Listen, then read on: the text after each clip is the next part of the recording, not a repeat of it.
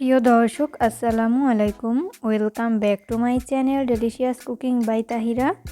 আজ আপনাদেরকে মুরগির মাংসের মধ্যে একটি ডিম দিয়ে সবচেয়ে সহজে আর ঝটপট তৈরি দারুণ মজাদার একটি বিকেলের নাস্তা রেসিপি তৈরি করে দেখাবো। আর এই নাস্তা রেসিপিটি একবার বাসায় তৈরি করলে বারবার তৈরি করার রিকোয়েস্ট আপনাদের কাছে আসতেই থাকবে। আশা করছি প্রতিদিনের মতো আজকের রেসিপিটা আপনাদের কাছে অনেক ভালো লাগবে। তো চলুন দর্শক, রেসিপিটি দেখে নিচ্ছি শুরু থেকে শেষ পর্যন্ত।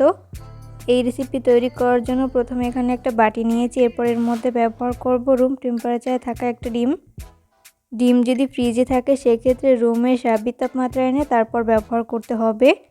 এরপর এটাকে একটা সাইডে রেখে দিচ্ছি। অন্যদিকে আমি এখানে 500 গ্রাম মুরগির মাংস ব্যবহার করেছি। আর আমি এখানে ব্রয়লার মুরগির মাংস ব্যবহার করেছি। মাংসগুলোকে আমি এভাবে ছোটো ছোটো পিস করে কেটে নিয়েছি। এরপর আগে থেকে ভেঙে রাখা ডিমটি দিয়ে দিচ্ছি। এরপর এর মধ্যে বাকি উপকরণগুলো ব্যবহার করছি হাফ চামচ পরিমাণ মরিচের গুঁড়া। ঝালটা স্বাদ বুঝে কমিয়ে বাড়িয়ে অ্যাড করতে পারেন।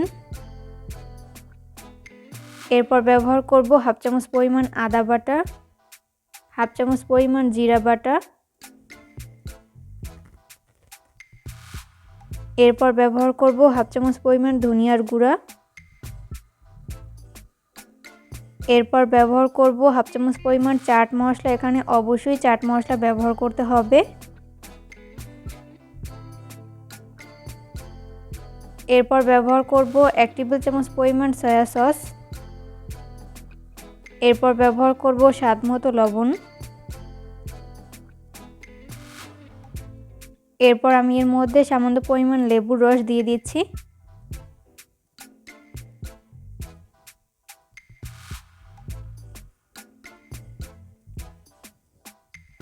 এরপর এই সমস্ত উপকরণগুলোকে হাতের সাহায্যে খুব ভালো করে মিশিয়ে নিব। একটু সময় নিয়ে খুব ভালো করে মিশিয়ে নিতে হবে।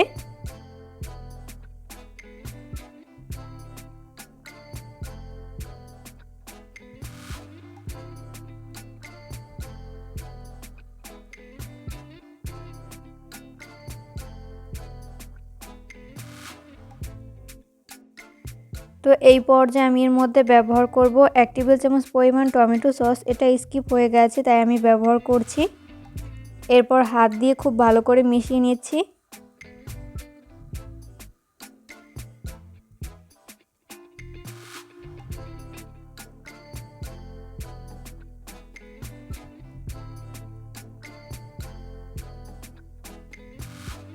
তো এই পর্যায়ে কিন্তু ম্যারিনেট করা হয়েছে। এরপর এটাকে একটা সাইডে রেখে দিচ্ছি। অন্যদিকে আমি আরেকটা বাটি নিয়েছি। এরপর এর মধ্যে ব্যবহার করব 1 কাপ পরিমাণ ময়দা। চাইলে ময়দার পরিবর্তে আটাও ব্যবহার করতে পারেন। এরপর ব্যবহার করব হাফ চামচ পরিমাণ মরিচের গুঁড়া। এরপর ব্যবহার করব হাফ চামচ পরিমাণ চাট মশলা। এরপর ব্যবহার করব হাফ চামচ পরিমাণ গরম মশলার গুঁড়া। স্বাদ মতো লবণ দিয়ে দিচ্ছি। এরপর এই শুকনো উপকরণগুলোকে হ্যান্ড উইক্সের সাহায্যে খুব ভালো করে মিশিয়ে নিচ্ছি।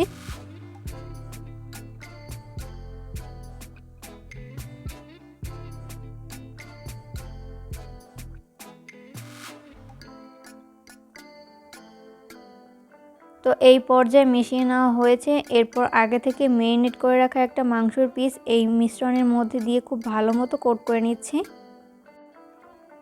তো সেমভাবে বাকি মাংসগুলোকেও আমি কোট করে নিব, দেখতেই পাচ্ছেন।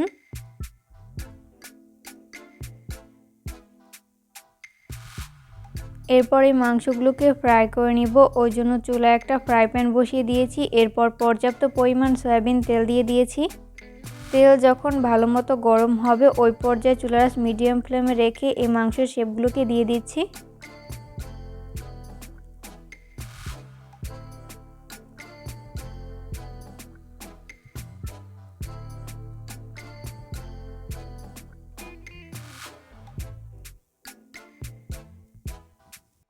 তো প্রথম ব্যাচে যতগুলো নাস্তার শেপ ধরে আমি ততগুলো দিয়ে দিয়েছি। বাকিগুলোকে পরের ব্যাচে ভেজে নিব। নাস্তাগুলো ফ্রাই করতে করতে যখন এক পাশ ভালো মতো ফ্রাই করে নেওয়া হবে ওই পর্যায়ে আমি উল্টে দিব অপর পাশটি ফ্রাই করে নেওয়ার জন্য। আর এই পর্যায়ে অবশ্যই চুলার আঁচ মিডিয়াম ফ্লেমে রেখে নাস্তার শেপগুলোকে ফ্রাই করে নিতে হবে। এতে করে দুই পাশ ভালো মতো কুকড হতে পারবে। কোনোভাবেই চুলার হাই ফ্লেমে রেখে নাস্তার শেপগুলোকে ফ্রাই করা যাবে না। সেক্ষেত্রে উপর থেকে খুব দ্রুত কালার চলে আসবে, তবে ভেতরটা ভালো মতো কুকড হবে না, তাই লো আঁচে ভেজে নিতে হবে।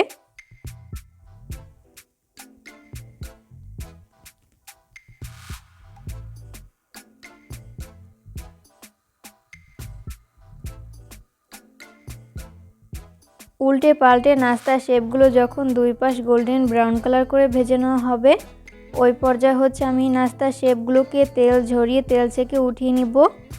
সেমভাবে হচ্ছে আমি বাকি নাস্তার শেপগুলোকেও ভেজে নিব।